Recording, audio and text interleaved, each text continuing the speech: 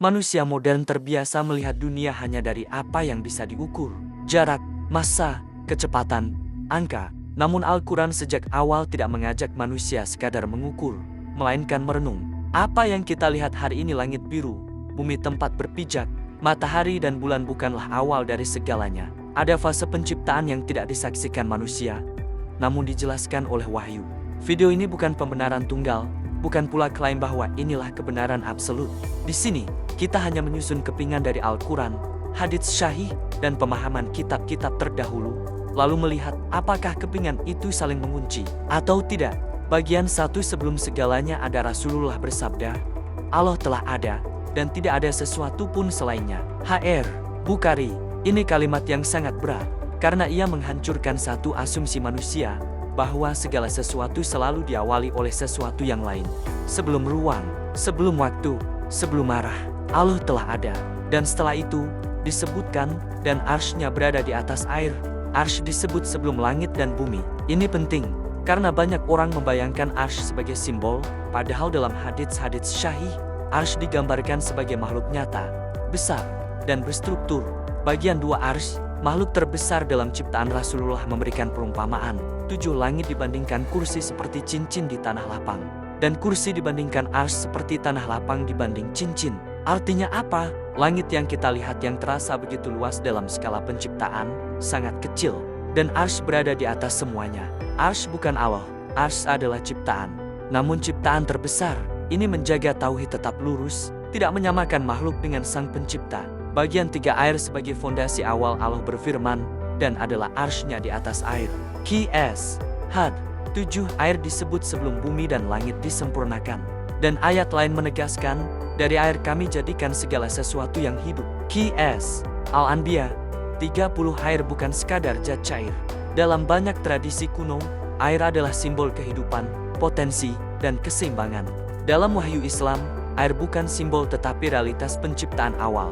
Ini menunjukkan bahwa kehidupan tidak lahir dari kekacauan, tetapi dari fondasi yang telah ditetapkan. Bagian 4 HMALATUL arsy tidak berdiri sendiri.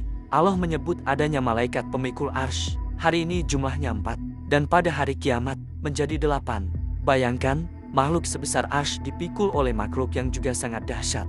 Ini bukan untuk memuaskan imajinasi, tetapi untuk meruntuhkan kesombongan manusia. Bagian 5 cahaya sebelum materi, Allah berfirman, Allah adalah cahaya langit dan bumi. Qs. An-Nur. 35 cahaya disebut sebagai sumber, bukan hasil. Dalam hadits, malaikat diciptakan dari cahaya, jin dari api, manusia dari tanah. Artinya, struktur non-materi mendahului materi.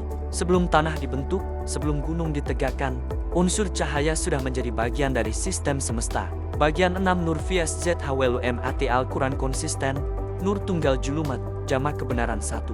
Kesesatan banyak. Ini bukan sekadar bahasa, tetapi pola kosmik. Seluruh sejarah manusia adalah perjalanan dari gelap menuju cahaya. Bagian 7 masa penciptaan, Allah Maha Kuasa berkata kun fayakun. Namun dia memilih proses 6 masa.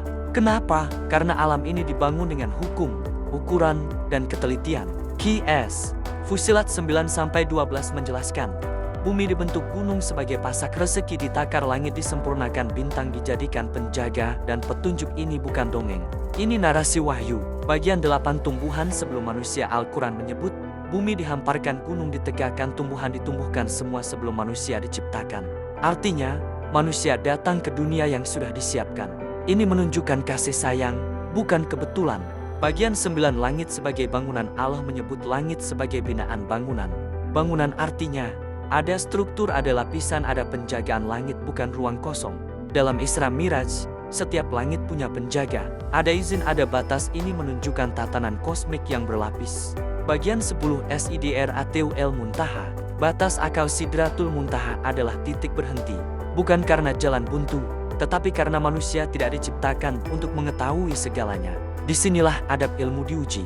Closing adab. The puzzle tidak berkata, ini pasti benar. The puzzle berkata, ini yang kami susun dari wahyu. Kalau nyambung, renungkan. Kalau tidak, tinggalkan dengan adab. Karena kebenaran tidak butuh paksaan. Dan Allah tidak membutuhkan pembelahan kita. Wallahu alam.